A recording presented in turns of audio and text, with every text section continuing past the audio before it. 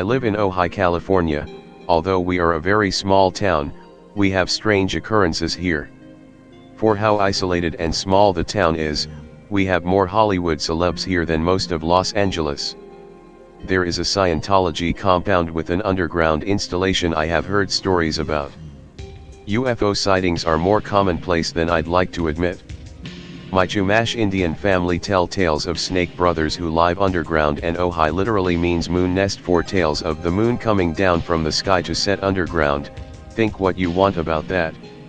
We have the Ojai vampire, the Goatman known as Billy Whack, the Charmin, the phantom hitchhikers, the little people, even the tall phantom-like watchers that appear on mountain tops, which I have seen before. None of these paranormal things compare to what I witnessed one summer day while going for a run. It sends chills up my spine just recalling this event.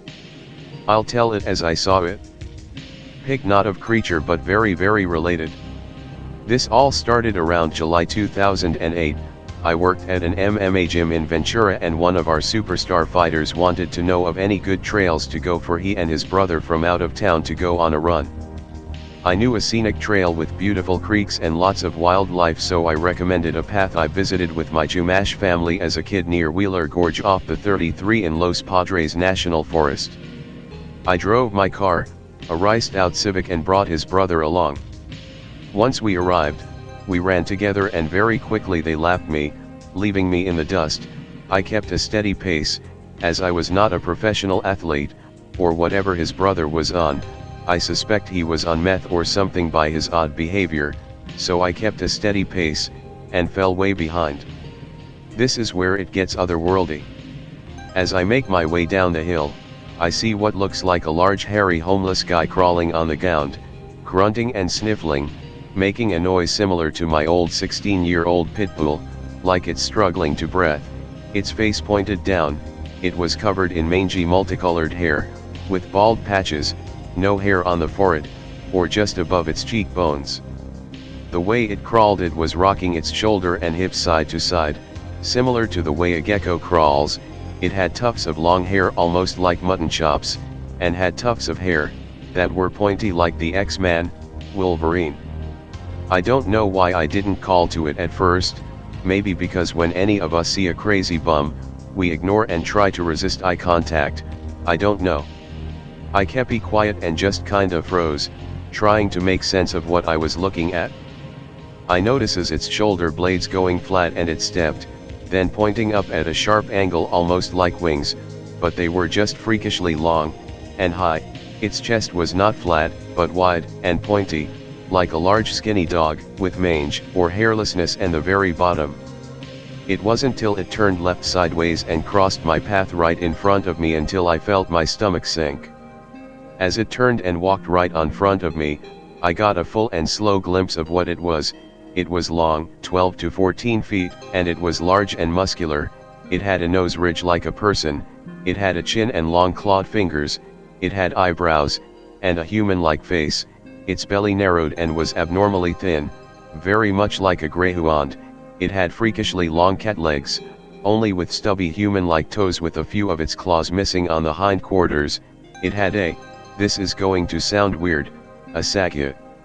Old man ballsack and a human dick, wrinkly and gross, and what was a long skinny spine-like tail with ridges just like an extension of its spine. It had bony hips with what looked like a skinny saggy ass. I literally can't not move. I was clutching my fist so bad I cut into my palm, and as bad as I wanted to scream, I just whimpered. It was massive and demented looking, and I just remember thinking, I hope it doesn't notice me. Just as I was thinking that, it suddenly turned up its ears, which at first I thought was its hair till I saw its fleshy hairless inner ear ridges. They even had dirty black spots, much like old cats do. And realized they were very large pointed ears. Then it turned to look at me with a look of surprise on its face. What scared me the most was its very human expressions. It had raised its fucking eyebrows and gave me a look of genuine surprise, mouth agape. I'm not sure what trance or panic I was in, but I was in full flight or fight mode. I just felt so paralyzed with fear I couldn't move a muscle and my whole entire body felt tight, like my own muscles were going to tear off my bones from the tenseness. My mind and heart racing. I didn't notice it turned to face me. But when it did, it gave me a very sinister look and crouched down, turning its ears back, looking straight at me. The human expression looked like, best way I can describe its face, imaging swole ass triple H, really pissed off, hairy as fuck with sunken eye sockets, high cheekbones, and wolf ears popping out the side of his ear, giving you a look like, you are fucked, you are mine.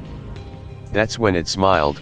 I don't want to say it bared its teeth like a cat or lion would.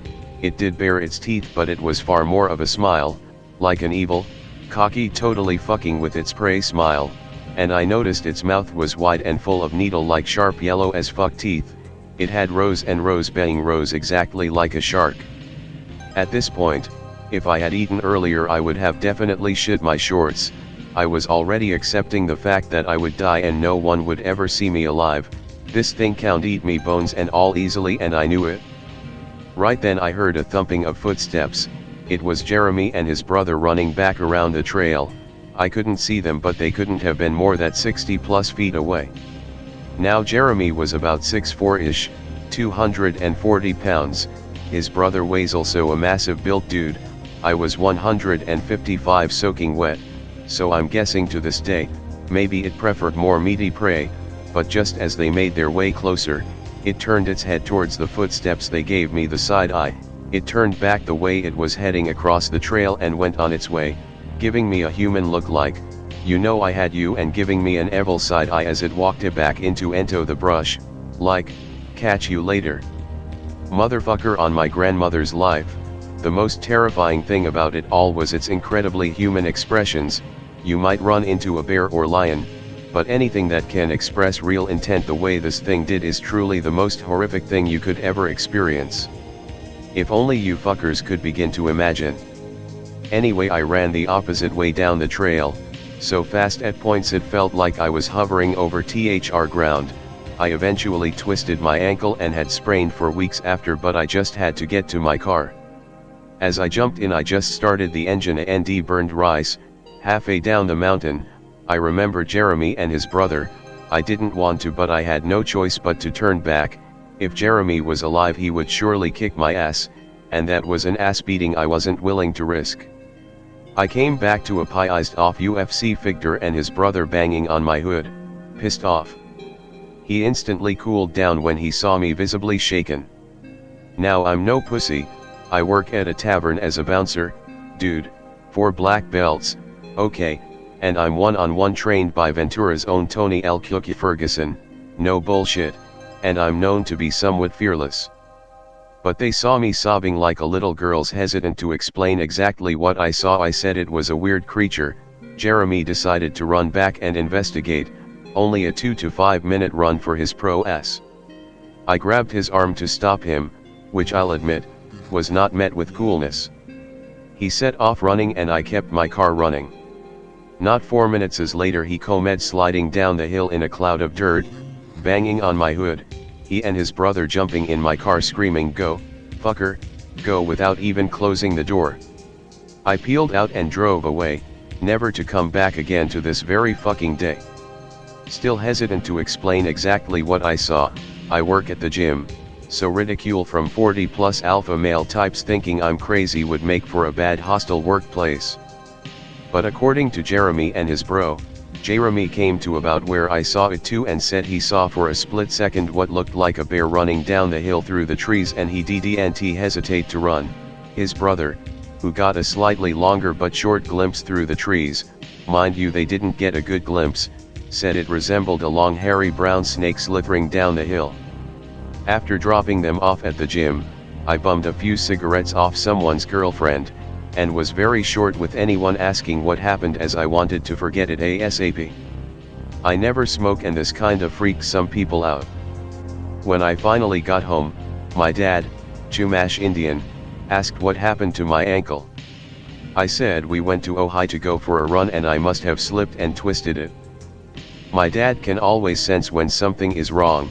It's something I've grown both love and hate. He looked at me, then laid back on the creeper roller to work under the car and said, and I quote, Be careful up in Ojai Sun, there are spirit creatures that exist between worlds that can drag you into the underworld. My stomach sank once again, it was one of the most ominous things I've ever heard him say to me. That was roughly 12 years ago, to this day I'm not sure what exactly it was.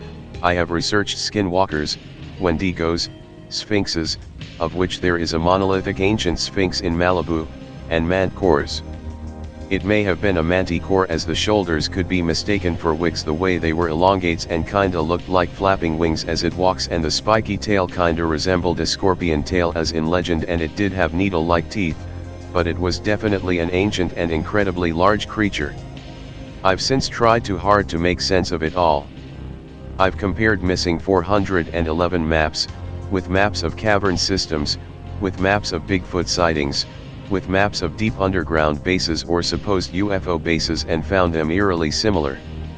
I'm not saying this is true, but I think maybe mythical creatures many people claim to see may just be genetic experiments made as guardians to protect hidden bases, as the sighting may be excused as crazy by people, which would be a great cover-up. Truth is, I'm not sure what I saw, I'm not sure what it was, I just know it was real, and I hope no one ever runs into one. And yes, assholes, I know this isn't a skinwalker story and the snapshot is of a video of an alleged skinwalker, but whenever I draw this thing from memory I immediately burn the picture because bad shit happens every time I do.